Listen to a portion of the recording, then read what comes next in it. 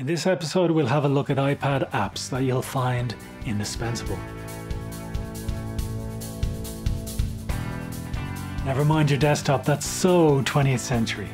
Seriously, the way things are moving in technology, it's incredibly important to try and keep up with the development of audio applications for tablets. There's huge development going on all the time with audio on iPads, whether it's music, recording or control. There are a million options in that app store. Let's look at some that I feel are properly professional piece of kit. Recording is the first area that we'll look at. With that tablet in your hand, you always have a field recorder. iPads nowadays have the versatility to allow you to do many types of recording, depending on the hardware that you're recording with. You can get plug-in microphones. You can even get actual audio interfaces, allowing you to have multiple tracks for recording. On my iPad, the first stop for recording is Rode Rec. It's a stereo or mono recorder that gives you up to 96 kHz for recording.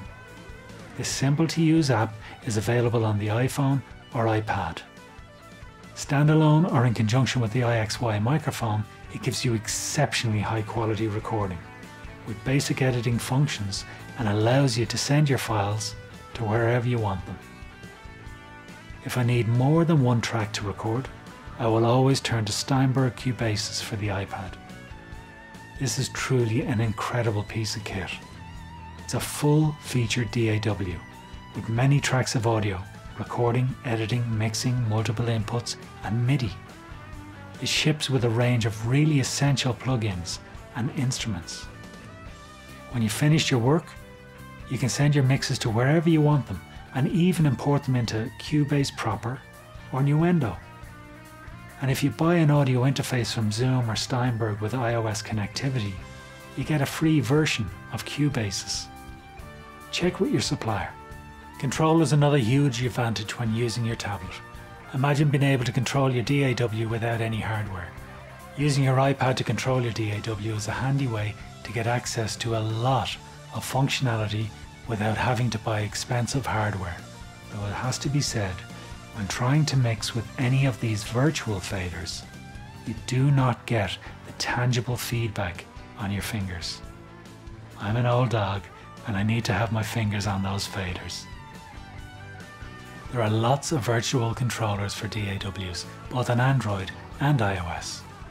vConsole from Nayrink, PT Control and Touch DAW are brilliant apps to give you some serious control over your DAW.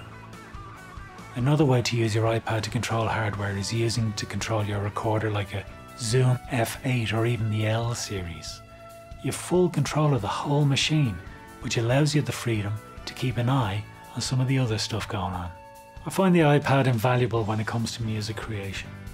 The range of quality synthesizers, loop machines, guitar tuners, metronomes, amongst other music devices available for the iPad is astounding. I could talk about the music on the iPad forever.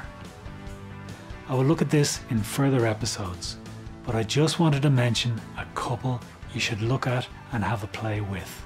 My current favourite are from Novation, Launchpad, Groovebox and Bloxwav, the suite of apps that complement Ableton Live and Novation hardware. You can build massive musicscapes from these super little apps and bring them into Ableton to complete your masterpiece.